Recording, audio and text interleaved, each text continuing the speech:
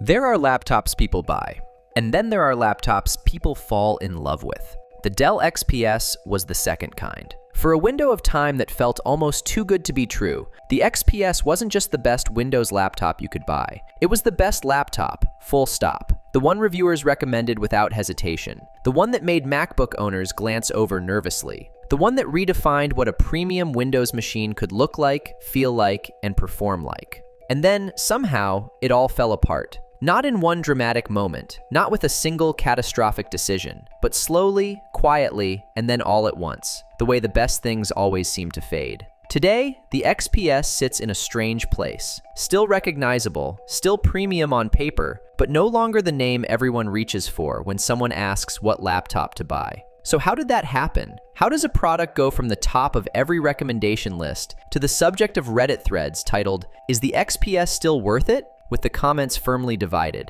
That's what we're unpacking today, the full story. The rise, the glory years, the mistakes, the missed opportunities, and what the fall of the XPS tells us about the laptop industry as a whole. Let's go back to where it started. In 2012, Dell launched the XPS 13. It wasn't the first premium Windows laptop, but it might as well have been, because nothing else at the time quite looked or felt like it. A compact, clean aluminum chassis, a display that pushed closer to the edges than anyone thought possible, and a build quality that genuinely felt, like it belonged in the same conversation as Apple hardware. At a time when most Windows laptops were plasticky, clunky, and saddled with enough bloatware to slow them to a crawl out of the box, the XPS 13 was a revelation. But 2015 was the real peak. That year, Dell released what many still consider the definitive version of the XPS 13, the model with the Infinity Edge display. Nearly zero bezels, a 13-inch screen crammed into an 11-inch body. When you saw it for the first time, it looked almost impossibly clean, like someone had taken a display and forgotten to surround it with a frame. The tech world lost its mind. The Verge called it the best Windows laptop you could buy. Linus Tech Tips praised the engineering.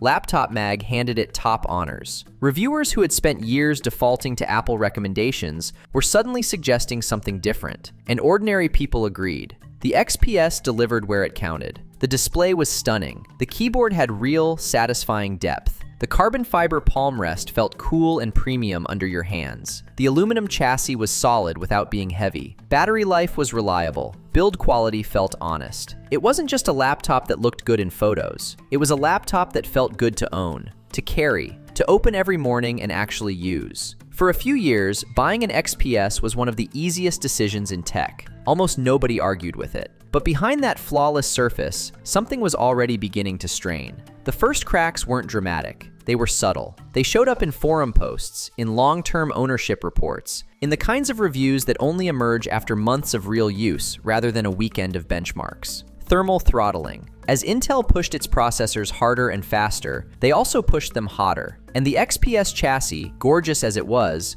not built with breathing room. There simply wasn't enough space for the cooling system to do its job under sustained load. What this meant in practice was frustrating. A machine that could handle light tasks beautifully, but buckled under pressure. Video editing slowed. Exports dragged. Gaming was essentially out of the question. Users willing to pay $2,000 for a premium machine watched it struggle with tasks that cheaper, bulkier competitors handled easily. Reddit threads filled up with frustrated users comparing their expensive XPS machines to cheaper alternatives that outperformed them under load. Then came the quality control issues. Not for everyone, not on every unit, but enough to matter. Coil whine, that high-pitched electrical hum that makes you feel like a mosquito has taken up permanent residence inside your machine. Screen flickering on certain units. Wi-Fi cards dropping connections unexpectedly. Trackpads with inconsistent click response. These weren't catastrophic failures, but they were patterns. Consistent enough to show up across reviews, forums, and return statistics. And patterns, for a brand built on premium expectations, are damaging. The XPS had promised a lot, and when it delivered imperfections that a $500 laptop shouldn't have, on a $1,500 machine, the disappointment was sharp. Still, Dell had goodwill. The brand had earned it. People gave the benefit of the doubt. Reviews stayed mostly positive. Sales held strong. The XPS name still carried weight. But then Dell made the mistake that many successful companies eventually make. They started designing for the award, not the user. The XPS 13 Plus, released in 2022, is the clearest example of this. It was, and there's no other word for it, a bold machine. Visually stunning, the kind of laptop that turns heads in a coffee shop. Edge-to-edge keyboard, seamless glass trackpad with no visible borders, a capacitive touch function row replacing the traditional physical keys. It looked like something from 5 years in the future, and it felt like something nobody had actually asked for. The touch function row was easy to misfire. Muscle memory, built over years of physical key use, worked against you constantly. Users reached for escape and got nothing, touched what they thought was F5 and triggered something else entirely. The invisible trackpad borders meant constant misjudged clicks. The edge-to-edge keyboard had no space between keys and the chassis edge, making typing feel cramped and unforgiving. Reviewers who praised the design and early hands-on coverage quietly revised their enthusiasm after weeks of actual use. Users who bought it based on looks returned it after realizing the reality didn't match the vision. It was a machine designed to win design awards, not to serve the person sitting behind it for 8 hours a day. Let's talk about ports. This is where Dell's confusion became most visible. In 2020, as Apple was taking enormous heat for stripping the MacBook Pro down to USB-C only and forcing users into adapter dependency, Dell had a genuine opportunity. Windows users were frustrated with Apple's direction. Content creators, developers, and professionals wanted a premium machine that didn't require a bag of dongles just to plug in a monitor or read a camera card. Dell could have owned that space. Could have been the brand that said, "We give you what you actually need. Real ports, practical design, power without compromise." Instead, Dell wavered. Some XPS models had ports, others didn't. Configurations varied inconsistently across regions and refresh cycles. The messaging was muddled. The commitment wasn't there. Asus, Lenovo, and LG filled the gap. The ZenBook Pro delivered a full port array. The ThinkPad X1 Carbon doubled down on practical connectivity. The LG Gram made ultra-lightweight feel genuinely useful rather than just visually minimal. While Dell was busy chasing thinness and aesthetics, its competitors were busy listening to what users actually wanted. And then, the price crept up. Year after year, the XPS got more expensive. Not because the specs improved dramatically, not because some meaningful new technology justified a higher cost, just higher. The base model that cost $999 in 2015 crossed $1,299 by 2022. Want 16 gigabytes of RAM? Extra. Want 512 gigabytes of storage instead of 256? More extra. Want a decent display panel?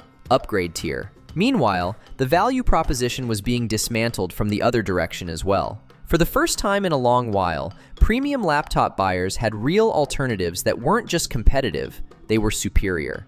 Apple released the M1 MacBook Air in late 2020 and changed the conversation overnight. Silent, fanless, cooler than anything Dell could match, with performance that didn't throttle, battery life that stretched past 15 hours, and a trackpad that remained the best in the industry. All for $999. Framework launched a laptop that could be repaired, upgraded, and customized, because the person who bought it actually owned it, not just licensed it. Modular ports, replaceable RAM, user-accessible battery.